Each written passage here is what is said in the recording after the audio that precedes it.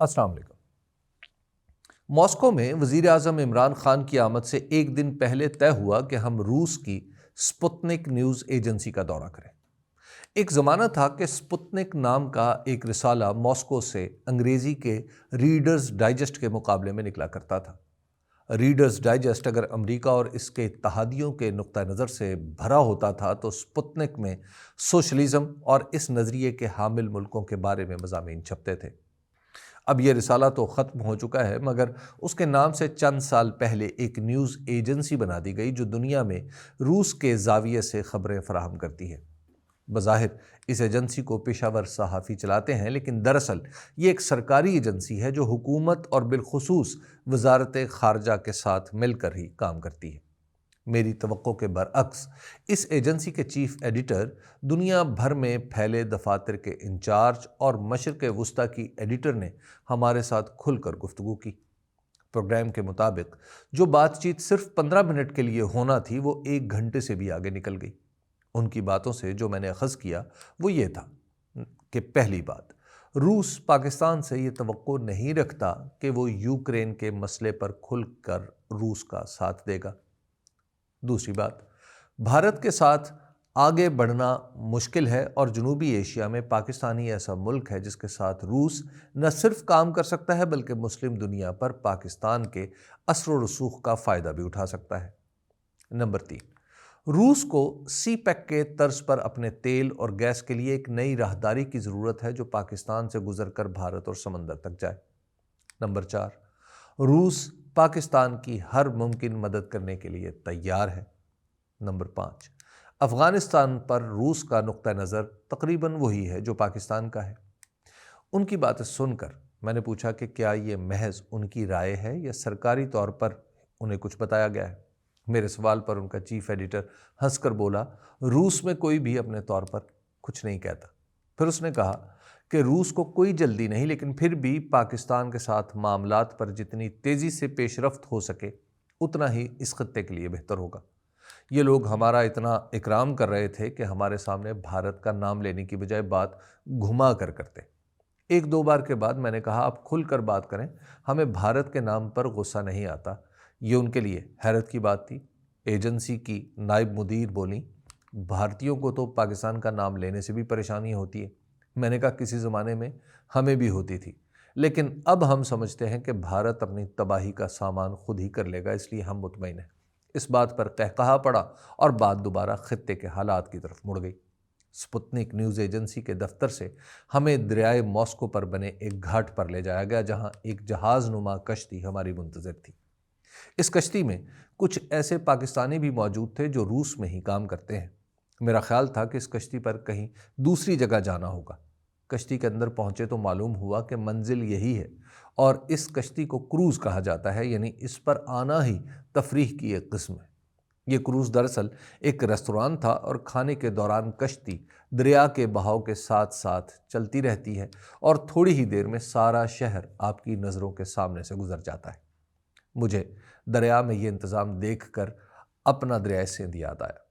سکھر شہر کے بیچوں بیچ سے گزرتے دریا کے ساتھ ساتھ ہم نے قد آدم سے اونچی دیوار بنا ڈالی ہے، جس کی وجہ سے دریا پر آسانی سے جانا تو دور کی بات، بندر روڈ پر چلتے ہوئے بھی دریا نظر نہیں آتا۔ ڈیرہ اسماعیل خان شہر کے ایک طرف سے دریا گزرتا ہے، لیکن قومی سلامتی کے نام پر وہاں عام آدمی کا جانا اکثر اوقات بند ہی رہتا ہے۔ اسی طرح لاہور میں راوی دریا کو شہر کا حصہ بنانے کے لیے منصوبہ بندی ہو رہی ہے، لیکن اس کے راستے میں بھی ہزار رکاوٹیں آ رہی ہیں۔ میرے لیے یہ سمجھنا مشکل ہے کہ 450 برس پہلے شہنشاہ اکبر اور جہانگیر نے تو دریا کو شہر کا حصہ کامیابی سے بنا لیا، اب اس میں کیا مذائقہ ہے؟ مجھے تو اس سوال کا جواب سوائے نالائکی کے کچھ اور نہیں سوچتا۔ خیر، ہم تو دریائے ماسکو کی بات کر رہے ہیں۔ ہم جیسے ہی اس کشتی میں سوار ہوئے تو یہ چل پڑی اور ماسکو کا ہمیشہ یاد رہ جانے والا تجربہ شروع ہو گیا۔ تھوڑی دیر بعد دریا سے ہی ایک نہایت خوبصورت عمارت نظر آئی۔ ہم نے میزبانوں سے اس کی بابت پوچھا تو پتہ چلا کہ شہر میں اس طرح کی 7 عمارتیں ہیں جنہیں 7 سسٹرز کہا جاتا ہے۔ ہمیں جو عمارت نظر آ رہی تھی یہ ان میں سے ایک ہے۔ ان عمارتوں کی بھی ایک کہانی ہے۔ دوسری جنگ عظیم کے فاتحین میں شامل ہونے کی وجہ سے اس وقت سوویت یونین کے صدر جوزف اسٹالن کو یہ خیال گزرا کہ اب دنیا بھر سے لوگ ماسکو آئیں گے اور جب یہاں کوئی بلند عمارت نہیں دیکھیں گے تو سوشلزم کو اخلاقی دھچکا پہنچے گا۔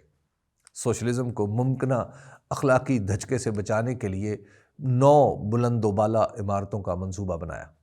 ان میں سے 7 بن چکی تو ملکی خزانے نے ساتھ نہیں دیا، اس لیے 2 رہ گئیں، تو پھر ہمیشہ کے لیے رہ گئیں۔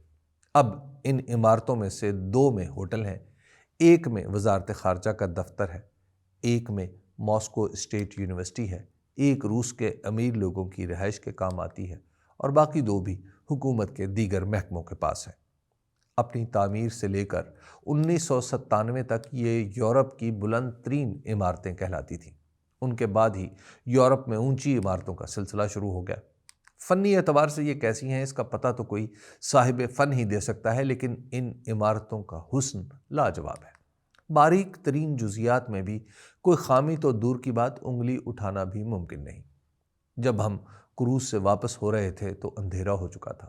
7 بہنوں میں سے جو عمارت ہمارے راستے میں پڑتی تھی اتنی روشن تھی کہ اندھیرا بھی اس سے پناہ مانگے۔ روشنی اور ماسکو کا گہرا ساتھ ہے۔ اندھیرا ہوتے ہی یہ شہر جگمگا اٹھتا ہے۔ سڑکوں پر اسٹریٹ لائٹس تو ہیں ہی، لیکن ان کے ساتھ جو آرائشی روشنیاں لگائی گئی ہیں وہ بھی کمال ہے۔ ایسا لگتا ہے کہ روس میں روشنی شاید بطور مضمون پڑھائی جاتی ہوگی، تبھی اس کو ان گنت شکلوں میں استعمال کیا جاتا ہے۔ کہیں جیومیٹری کی شکلیں ہیں تو کہیں درختوں کے خد و خال واضح کرنے کے لیے چھوٹے چھوٹے کمکمے لگا دیے گئے ہیں۔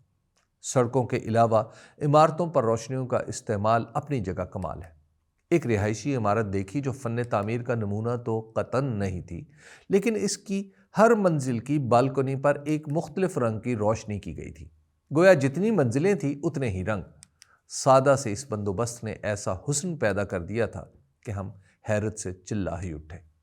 میں نے کہا لوگ اس شہر میں اگر صرف بتیاں ہی دیکھنے کے لیے آئیں تو کوئی مذائقہ نہیں۔ میرے ساتھ اس وقت ارشد شریف شہید بھی تھے، جن کی زبان اسی وقت کھلتی تھی جب کیمرہ سامنے ہو۔ عام حالات میں بولنا انہیں لفظوں کا زیاں لگا کرتا تھا۔ کسی اچھی سے اچھی یا بری سے بری بات پر ان کا رد عمل بس مسکراہٹ کا ختم ہو جانا یا اس میں تھوڑا سا اضافہ ہوا کرتا تھا۔ میرے لیے حیرت کی بات تھی کہ انہوں نے کہا میں نے اتنی اچھی لائٹنگ دنیا میں کہیں نہیں دیکھی، انہیں روشنی سے کھیلنا آتا ہے۔ جو لوگ ارشد کو جانتے ہیں انہیں سمجھ آ گئی ہوگی کہ ماسکو کی بتیوں کا دنیا میں کوئی مقابلہ نہیں۔